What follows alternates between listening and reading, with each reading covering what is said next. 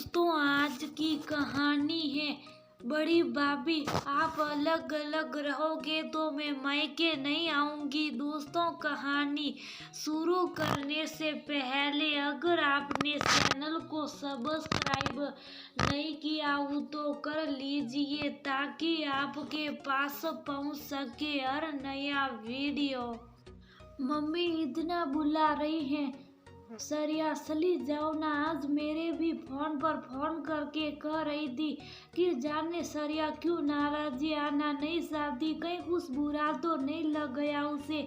अब समझाए ना उसे दामाद जी। नमन सरिया से कह रहा था, मम्मी का क्या है, ऐसे ही बुलाती रहती है, वीडियो कॉल तो कर ही लेती हूँ, उनसे जाकर क्या करूँगी। पर सरिया, ये तो मेरे लिए भी पहले ही है कि आखिर ऐसा क्या हुआ है जो तुम मायके नहीं जाना चाहती, जिस मायके के लिए शुरू शुरू में इतना रोती थी मानो तुम्हें मैं शादी करा कर नहीं किडनैप करके लाया हूँ और अब मायके के नाम से बिदकने लगी हो। अरे वाह मम्मी है, इतने प्यार करने वाले दो भाई है, केयर करने वाली भाभियाँ हैं और प्यारे प्यारे भतीजे भतीजी हैं, सब तुम्हें पलकों पर रखते हैं, बुलाते हैं और तुम नहीं जाना कि रट लगाए बैठी हो। बात है क्या, बताओ तो सही। आपसे ज्यादा प्यार हो गया है, पति देव आपके बिना कहीं भी नहीं लगता। बात टालने की गरज से बोली सरिया, काश ऐसा होता, पर आज मैं तुम्हें बिना जाने नहीं छोड़ूंगा। मुझे तो बता सकती हो ना, पति ही नहीं मुझे तुम दोस्त भी कहती हो ना, अपना मन में मत रखो, बोल दो। नमन क्या कहूँ, सच बात है कि मैं बहुत भाग्यशाली हूँ कि मायके में मेरा बहुत मान सम्मान है, प्यार दुलार की कोई कमी नहीं है, सब बहुत अच्छा है। पर आपको पता है, जब से दोनों भैया के घर अलग अलग हुए तब से मुझे वहाँ जाना अजीब लगने लगा है। पर वह कोई लड़कर अलग थोड़ी ही हुए, दोनों ने अपने अपने ऑफिस और बच्चों की स्कूल के हिसाब से घर ले लिया। वैसे भी वह तीन बेसके का घर कितना छोटा पड़ रहा था ना, उस पर से गेस्ट आने पर तो और हालत खराब हो जाते थे। मैं ये कहाँ कह रही हूँ कि ये गलत है, एक ना एक दिन ये तो होना ही था। बच्चे भी बड़े हो रहे थे, पर न जाने क्यों मुझे अपना बटा हुआ मायका अच्छा नहीं लगता।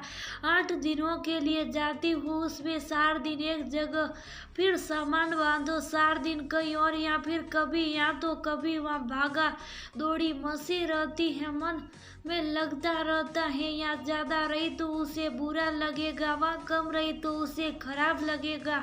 अजीब से हालात हो जाते। पहले सबके साथ एक साथ हंसते बोलते, 8 दिन कैसे निकल जाते थे पता ही नहीं चलता था। अब हर दिन गिनते हुए गुजरता है। मम्मी तो दोनों जगह मेरे साथ चलती है, पर एक ही शहर में होकर दोनों भाई अलग अलग जगह। बच्चे भी बच्चों को मिस करते हैं। तब से मुझे एहसास होने लगा है कि इससे तो अच्छा ग्रुप वीडियो कॉल होता, सब एक फ्रेम में एक साथ तो दिखते हैं।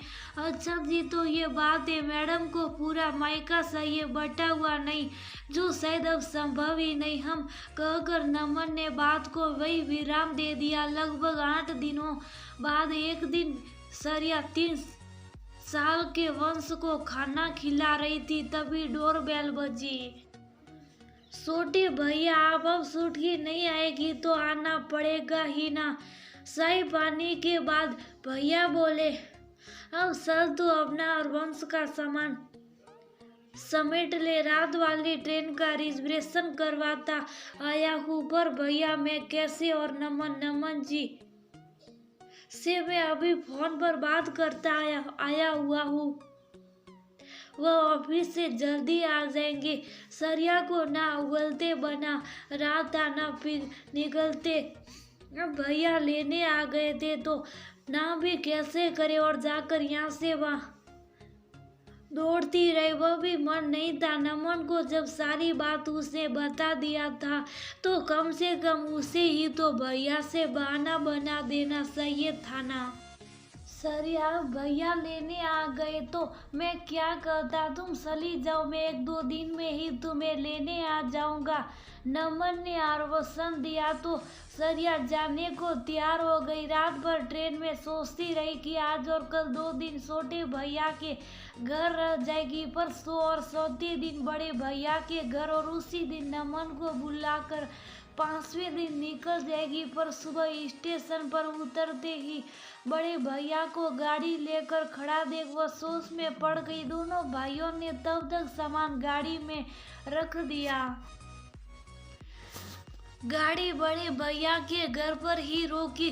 छोटे भैया को कह देगी वह परसों आ जाए लेने। जब वह निकलने लगे तो कॉल बेल बजने पर दरवाजा छोटी भाभी ने खोला तो वह शौक उठी। छोटी भाभी, आप बुआ, हम भी यही हैं। सिंटू पिंकी भी आ गए और नन्हे वंश को पिंकी ने गोद में ले लिया। भाभी, आप लोगों ने घर की अदला बदली कर लिया क्या? नहीं बेटो, सब आते साथ जान लेगी क्या? पहले चाय पानी तो पी ले, मम्मी ने गले लगाते हुए कहा।